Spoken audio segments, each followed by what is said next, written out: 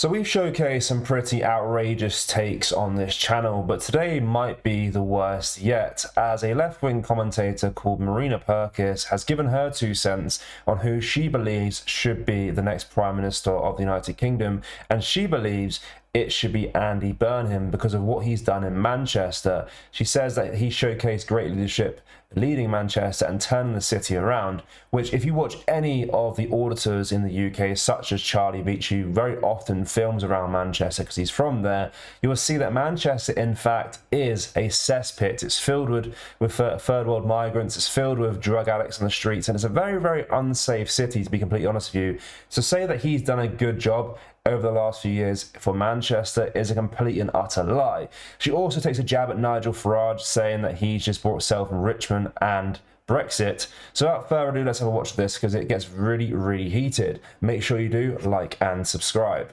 If you had to choose, who would you choose?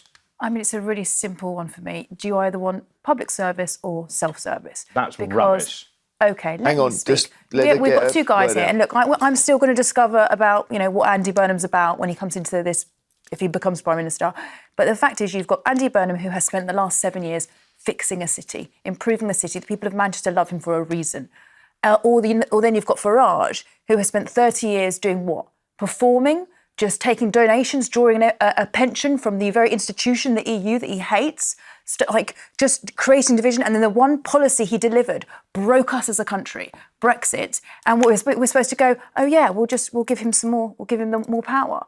There is no question. David. For me. It's utter nonsense. Of course, people voted for Brexit. We still haven't Brexited properly, and that was also because the people in power and the civil service did not want to actually have a full So we need a harder I'm Brexit. sorry, I would have a harder Brexit. David, David, we've got 10 years of data now. We have got 10 years of data on this. I cannot believe you're saying we should actually hurt ourselves more. No, I we said should we have hurt need to ourselves be more outward looking. We've got lefty liberals like yourself who want to rejoin the EU, which would do nothing but damage. The EU is now. The EU is You're a declining market. What I want to do is to focus on trade deals with the rest of the world. As I said, the Commonwealth, a third of the world's population. So those countries, like Canada, like New Zealand, like Australia, those are our strategic partners. But also, ridiculous. what Brexit also... You're just being... I'm sorry, we need to talk about this. This is not logical. We are talking about the massive trading partner. It was once in a lifetime. No. It was lied. I'm sorry. Not your man Nigel Farage.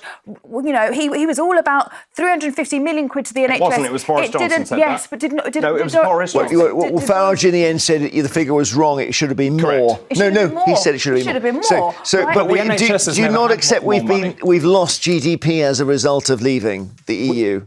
So our GDP... Bank of England says about 4% down. No, our GDP has gone up. Our GDP per capita has gone down. Right, exactly. So, but also... Well, that's true. Right, so everything has gone down. I'm sorry, I don't know where you're getting your figures from. This is 10 years of data now coming out of the most respected institutions worldwide. GDP is down, business investment is down, productivity is down. We are all paying more for the same thing. We need closer alignment with the EU, and ideally, so would you have a referendum? We would put. I think the country should have the decision again because they were lied to. But we were told it was a once in a lifetime decision. I'm sorry. Well, then you're calling for a democracy now because you're not the leader. I'm sorry. We've had 10 years of this farce. We have 10 years of this farce that's crippled us. Let's just be very clear. So let's put the decision to the people. Let's say you have a referendum. Yes. If we did decide to rejoin the EU, the terms would be far worse than we had. So Michel Barnier said a couple of weeks ago that we could rejoin on the same terms.